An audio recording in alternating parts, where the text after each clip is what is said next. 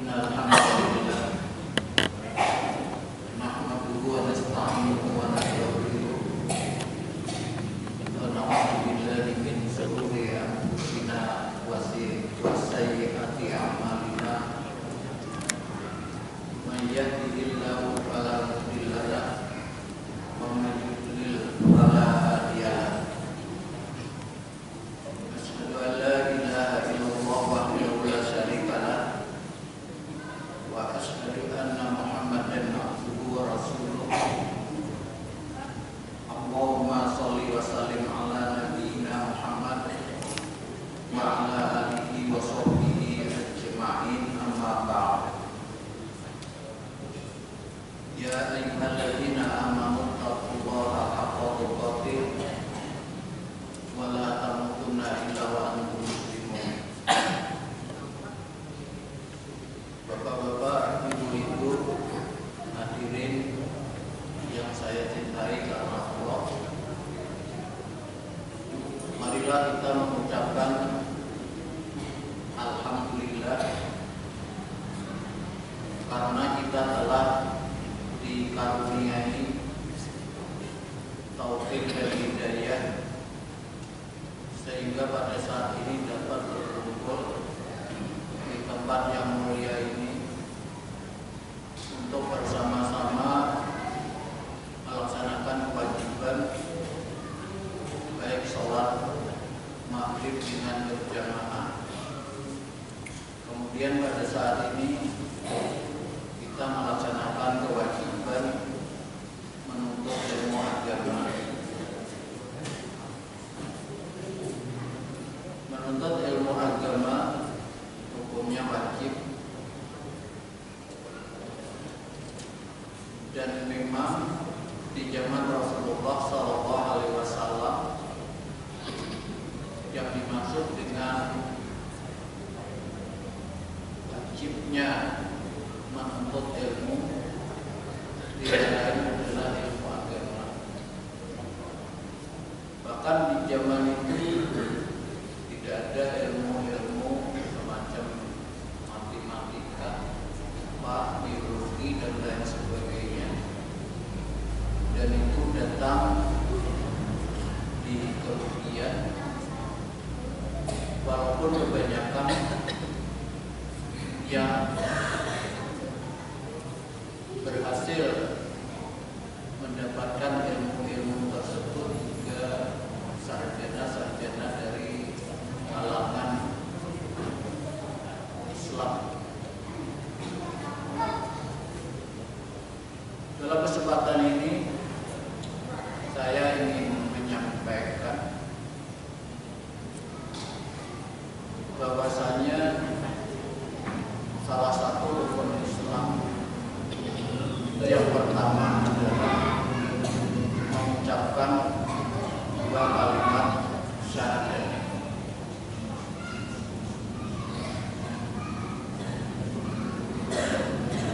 Dua kalimat syahadat yang pertama adalah menyaksikan bahwa tidak ada ilah yang berhak untuk diibadahi dengan benar kecuali Allah. Jadi bunyi syahadat tersebut adalah asyhadu an la ilaha illallah wa asyhadu anna Muhammadar Rasulullah. Jadi tidak ada seorang pun Rasul kecuali diutus oleh Allah untuk menyampaikan kalimat la ilaha illallah tersebut. Dan mereka yang percaya itu disebut dengan Muslim. Orang-orang di zaman Nabi Ibrahim yang mengikuti kalimat la ilaha illallah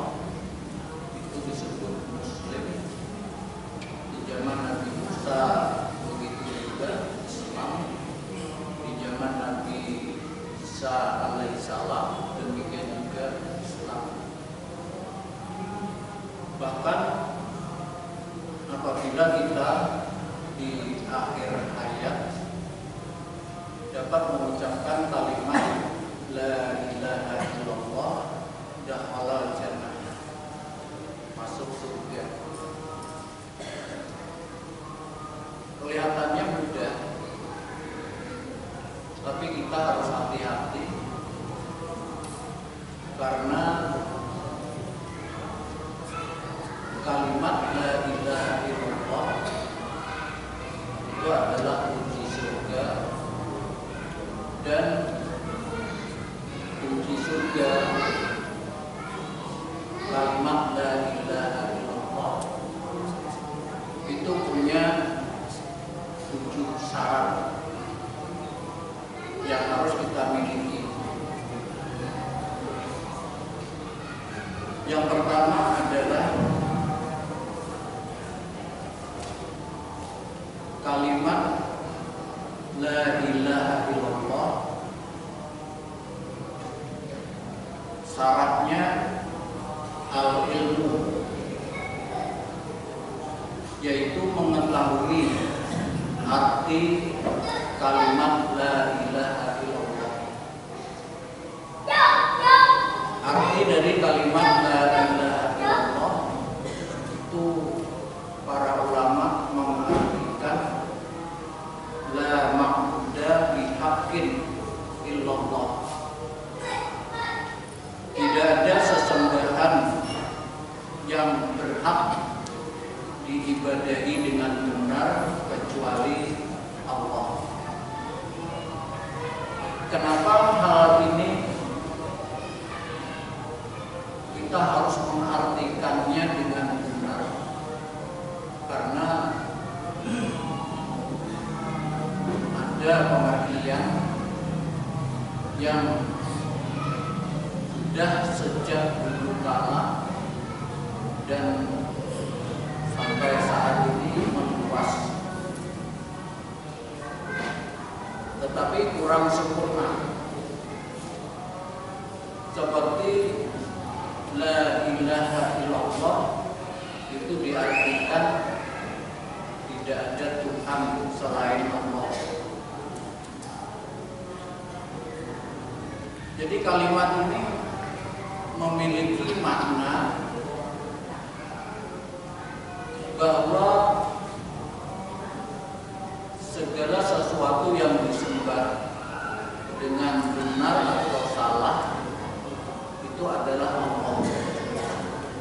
Tidak ada Tuhan, Tuhan itu adalah yang disembah. Tidak ada Tuhan selain Allah. Artinya tidak ada yang disembah selain Allah. Kenapa dampaknya menjadi luas? Itu disebabkan karena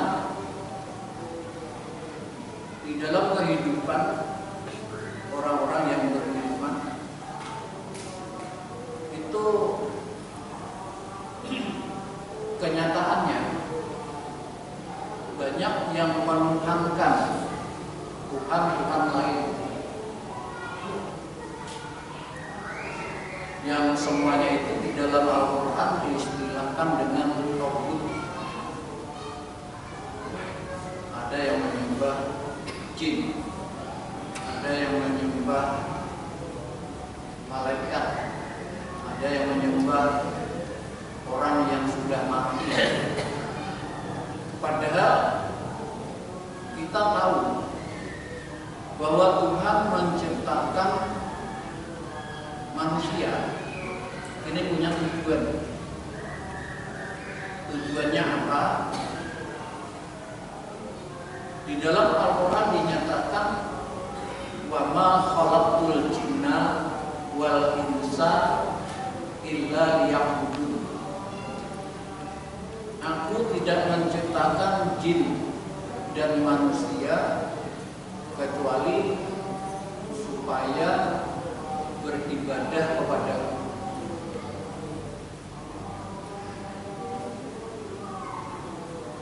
Kita nggak usah lari kepada penciptaan Tuhan terhadap manusia. Manusia itu sendiri kalau bikin sesuatu, umpamanya bakwan, itu pasti punya tujuan.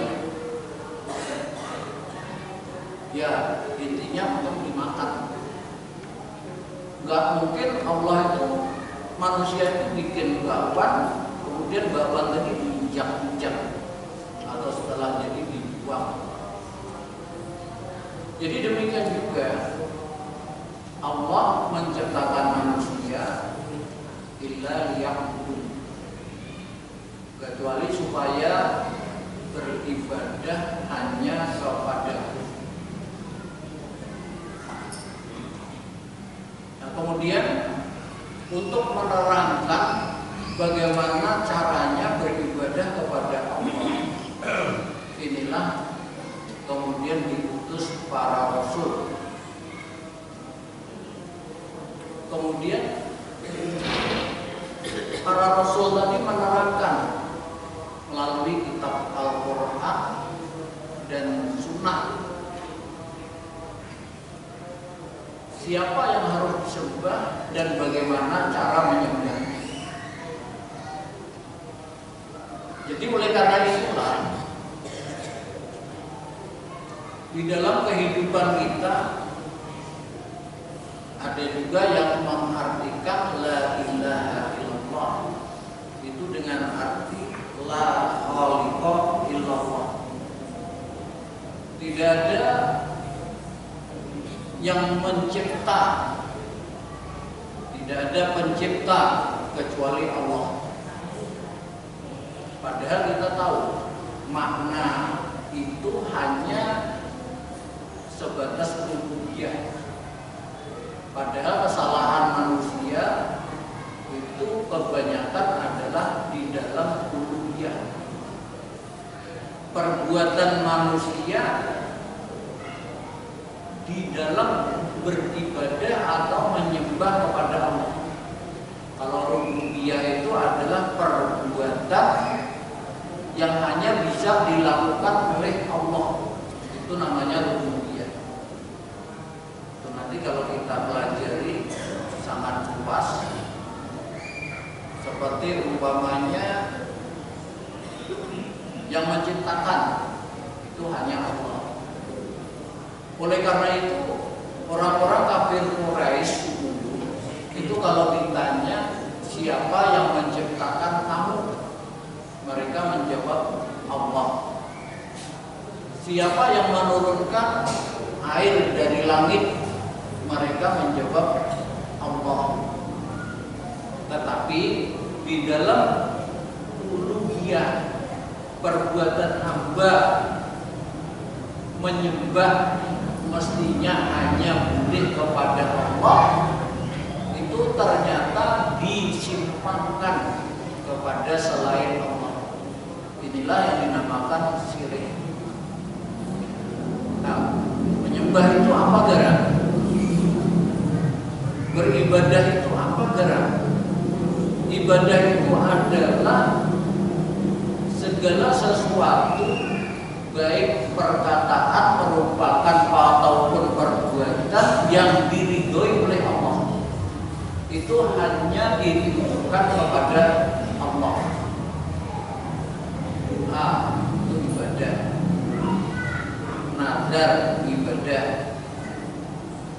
berkorban ibadah, kayak sholat ibadah, tawakal ibadah. Ini semua harus hanya boleh ditujukan kepada Allah, gak boleh ditujukan kepada selain Allah. Oleh karena itu, kalau ada orang angin ribut, minta tolong, wali saman tolongi aku, berarti di dalam hal meminta pertolongan agar selamat itu dia telah menunjukkan kepada selain Allah. Ini contoh sebagian dari ilmu. Contoh lain banyak. Dalil bahwa la ilaha illallah itu memiliki syarat yang disebut dengan al-ilmu. Itu adalah firman Allah dalam surah Muhammad ayat 19. Fa'lam annahu la ilaha illallah. Ketahuilah sesungguhnya tidak ada sesembahan yang berhak diibadahi dengan benar kecuali Allah. Oleh karena itu,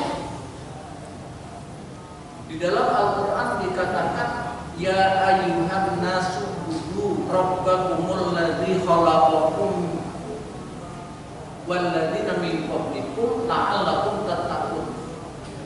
Wahai manusia, sembahlah Tuhan kamu yang telah menjadikan kamu.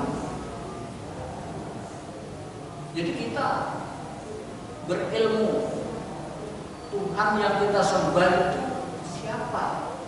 Yaitu Tuhan yang telah menjadikan kamu dan orang-orang sebelum kamu. Oleh karena itu, pernah ada kejadian nyata pada saat kaum muslimin dalam satu majelis, kira-kira di zaman tabi'in atau tabi'ut tabi'in, kemudian masuk seorang ateis yang tidak percaya kepada Tuhan. Lantas dia berkata, saya ingin tanya kepada kalian 3 pertanyaan, tetapi saya minta pertanyaan saya ini dijawab dengan akal, dengan logika. Saya tidak mau dijawab dengan ayat Al-Quran. Dijawab dengan ayat Al-Quran juga dia orang non-muslim. Yang saya tanyakan adalah yang pertama, Allah itu siapa yang menciptakan? Kita semua pasti punya pemikiran segala sesuatu yang ada itu pasti ada yang menciptakan. Jadi Allah itu siapa yang menciptakan? Ini pakai syubhat yang paling berbahaya karena sulit dijawab. Yang kedua,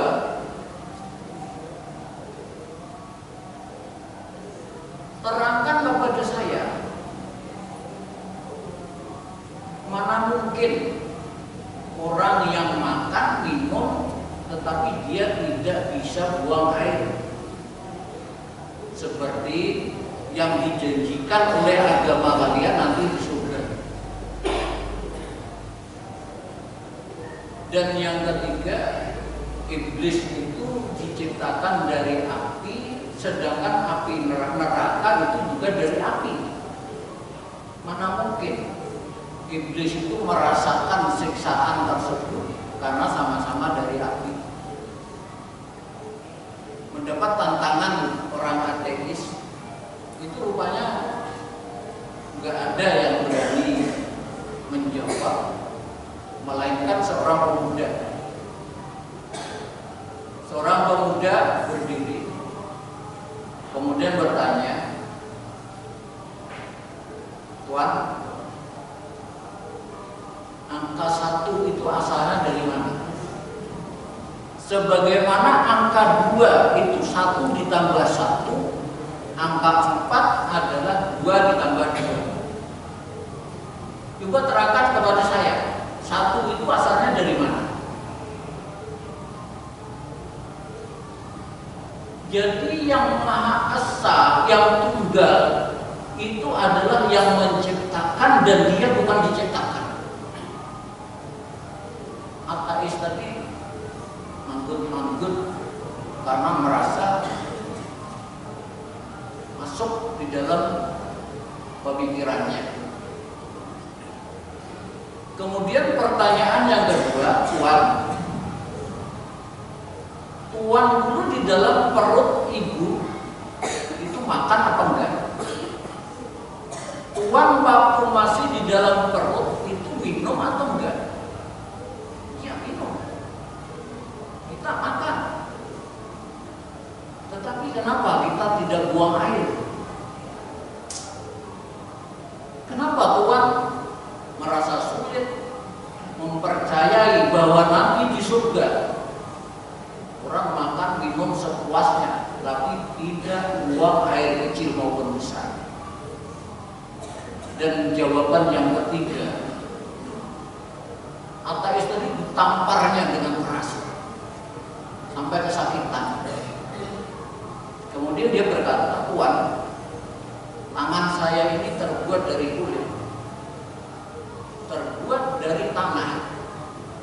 Pipi Tuhan yang saya tampar terbuat dari kulit dan terbuat dari tanah. Sama. Tapi Tuhan merasa kesakitan. Demikian juga iblis yang diciptakan dari api, disiksa di dalam neraka yang diciptakan juga dari api, itu mengalami kesakitan yang luar biasa. Jadi kembali kepada persyaratan yang pertama, la ilaha illallah, itu adalah al-ilmu.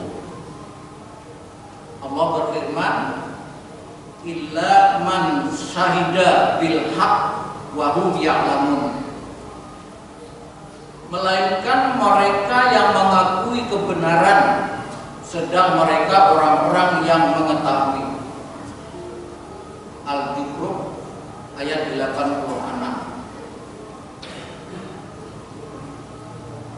Kemudian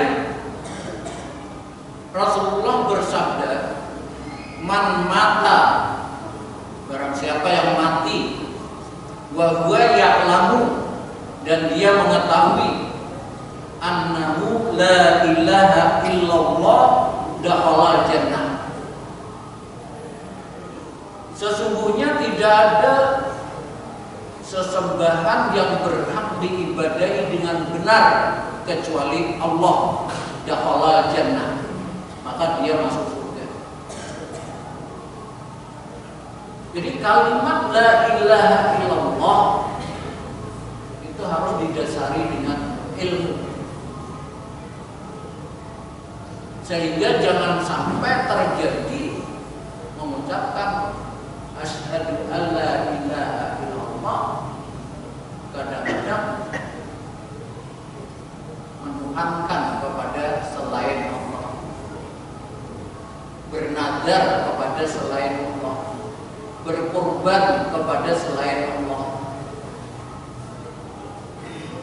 Kadang-kadang ada orang kesurupan, datang ke dukun, mencari dukun sembelih ayam hitam. Atau di dalam hadis Nabi ada Rasulullah menceritakan orang masuk neraka karena lalat, orang masuk surga karena lalat. Dua orang musafir masuk suatu daerah di mana kalau memasuki daerah itu wajib berkorban. Yang satu disuruh berkorban, dia bilang, saya tidak membawa sesuatu untuk dikorbankan.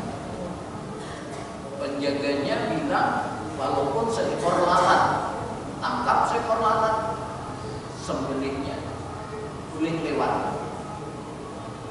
Yang satunya berkata, aku tidak mau berkorban kecuali hanya kepada Allah. Akhirnya disembelih, mati. Rasulullah bersabda, yang berkorban dengan lalat kemudian dibolehkan lewat di situ, itu masuk neraka. dan yang disembelih karena hanya mau berkorban kepada Allah masuk surga. Mungkin hadirin yang selamat yang mana? Yang selamat yang mana? Apakah yang dimati atau yang selamat itu adalah yang disembelih karena tidak mau berbuat syirik. Jadi oleh karena itu orang yang mengatakan la ilaha illallah disuruh kembali kepada ajaran nenek moyang seperti Bilal. Dia mengatakan ahad, satu. Letakkan batu di atas dadanya. Dijemur di panas matahari. Gurun. Tetap tidak mau. Ada sih sahabat yang lain suruh kembali kepada ajaran nenek moyang, dicocok matanya dengan besi membara. Sabar, nggak sampai dia mengorbankan kunci surga yang mana dia telah mendapatkan hidayah untuk itu.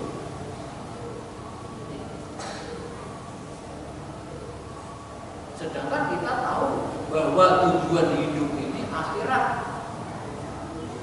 Dunia ini cuma sementara, akhirat itu kekal abadi.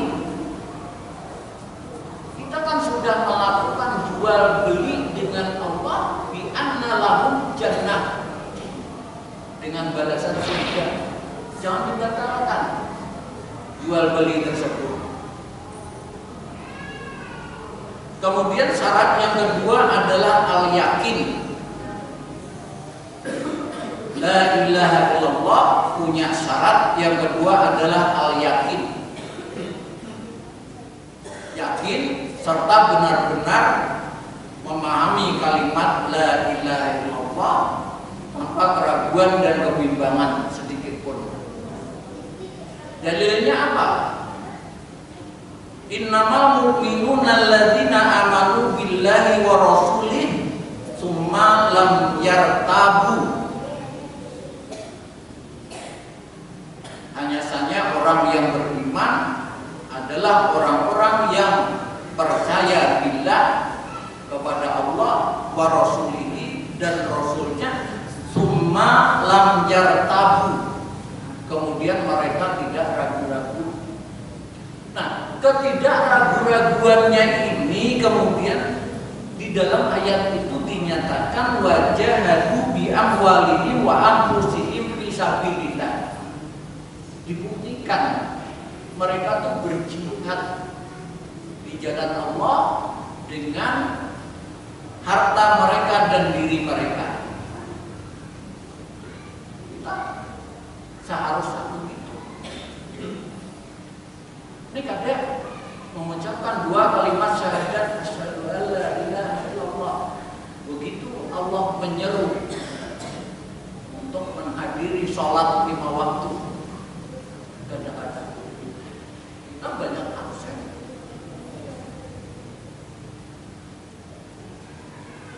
Itu pada musim kering, sumur satu-satunya di Madinah itu yang airnya tetap ada, itu namanya sumur rumah, pemiliknya Yahudi. Rasulullah bersabda, siapa yang membeli itu sumur kemudian diwakafkan surga, para sahabat itu mendengar surga, semua harta itu habis dijalaninya. Utsman bin Affan langsung datang pada Yahudi, sumur ikan tepung harinya 200.000 dirham, miliaran. Jadi Yahudi, wah kalau jual baju. Sekarang hari-hari semua penduduk Madinah beli baju kepada dia. Utsman bin Affan. Ini pemikirannya tembus sampai akhirat. Berbeda dengan Yahudi, ini hanya dunia semata, yang akhirat nggak bisa dikalahkan. Akhirnya Utsman datang Yahudi, sumur itu untuk hari 200.000 dirham, tapi separuh aja. Jadi ikan masih punya separuh, aku separuh. Hari ini ikan menjual baju, besok hakku, besoknya ikan lagi, besoknya hakku lagi. Yahudi lagi berpikirnya lain, karena materi yang dipikirkan dunia saja. Ini kayak itu, aku ini ada dapat itu. Akhirnya oke. Akhirnya apa yang terjadi? Pas karena giliran Utsman bin Affan, siapa mau air ambil gratis, ambil sebanyak-banyaknya. Akhirnya semua penduduk ngambil main 2 hari. Besok giliran Yahudi sepi, kadang ada yang beli air. Ini akhirnya sumur Utsman bin Affan itu sampai saat ini rekeningnya itu kurang lebih 2 triliun saldonya. Sampai-sampai di sampingnya itu ditanami pohon kurma sebanyak 1.555 pohon. Di sampingnya dibikin hotel kerjasama dengan Hilton, punya lantai 24. Semakin berkembang, bahkan itu pun digunakan untuk membiayai umat Islam di seluruh dunia. Artinya apa? Kalau kita di dalam mengucapkan kalimat la ilaha illallah, kemudian kita berjuang dengan harta, harta itu tidak akan habis, malah akan bertambah. Itu pembicaraannya nanti di dalam masalah sedekah. Nah, kemudian Rasulullah bersabda, asyhadu alla ilaha illallah wa anni rasulullah la yalqallahu bihima abdun ghairu sakin bihima illa dakhala jannah. Aku bersaksi bahwa tidak ada ilah yang berhak diibadahi dengan benar kecuali hanya Allah, dan bahwasanya aku, yaitu Muhammad, adalah utusan Allah. Tidaklah seorang hamba menjumpai Allah dalam keadaan tidak ragu-ragu terhadap kedua syahadatnya tersebut, melainkan dia masuk surga. Ini Pak, masalah tauhid luar biasa. Asal kita tauhidnya murni, itu kadang-kadang dosa sebanyak apapun itu akan dilakukan. Jadi termasuk jihad fisabilillah dengan menggunakan harta. Itu nanti itu subhatnya banyak. Wah, aku nih kalau mengeluarkan duit infak itu kepengennya diketahui oleh orang banyak umpamanya. Itu subhat. Ada juga biar apa banyak duit, kata suami bersedekah, aku bersedekahnya nggak ada awal ikhlas, jadi aku pada bersedekah sama sekali. Itu sudah. Jadi oleh karena itu ada sesuatu yang kecil dan itu lebih condong kalau saya menamakan korban. Jadi contohnya gini, kejadian nyata. Ada seorang ulama, istrinya 1, anaknya 4, tapi hidupnya miskin. Setiap hari itu tidak pernah merasakan kecuali perutnya dililit oleh rasa lapar. Sampai-sampai kadang-kadang anaknya ulang galik karena gak ada makan. Akhirnya ulama tadi mau jual rumah. Padahal yang membuat itu. Jadi waktu itu ada yang tahu bahwa ulamanya ini lapar. Akhirnya diberi 2 lembar roti. Terima kasih. Doa harapan pacang ada yang dimakan. Di tengah jalan ada seorang ibu-ibu membawa anak, dan anaknya itu anak yatim. Kemudian berkisah ada makan 3 hari. Roti yang 2 lembar tadi diberikan. Ini namanya bekerja, sederhana bekerja. Ternyata malamnya dia mimpi mati. Kemudian dihisap. Dosanya itu lebih berat dari amal kebajikan. Harapan masuk neraka. Ada suara, masih ada 1, yaitu 2 lembar roti. Dia bilang 2 lembar roti, main kemana? Akhirnya dikeluarkan 2 lembar roti tadi, ditimbang. Ternyata dosanya ini tak angkat. Kalah dengan 2 lembar roti. Artinya sedekahnya 2 lembar roti, tapi pada saat sedekah itu keikhlasan yang terkandung di dalam hati itu luar biasa. Oleh karena itu ada hadis Nabi, walaupun sebutir kurma itu bisa menjadi tameng dari api neraka. Ada penjina masuk surga gara-gara memberi minum anjing.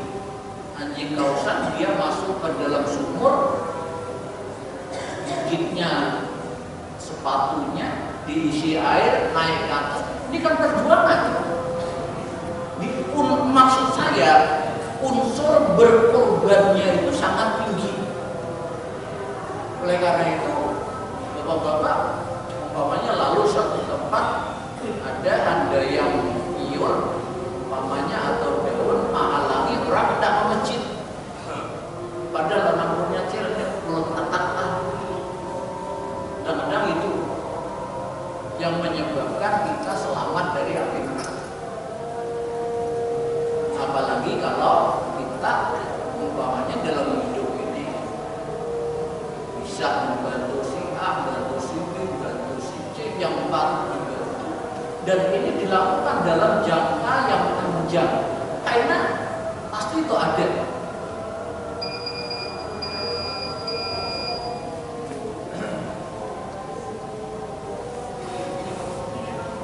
Mohon maaf, syaratnya 7, tapi yang disampaikan 2. Insyaallah nanti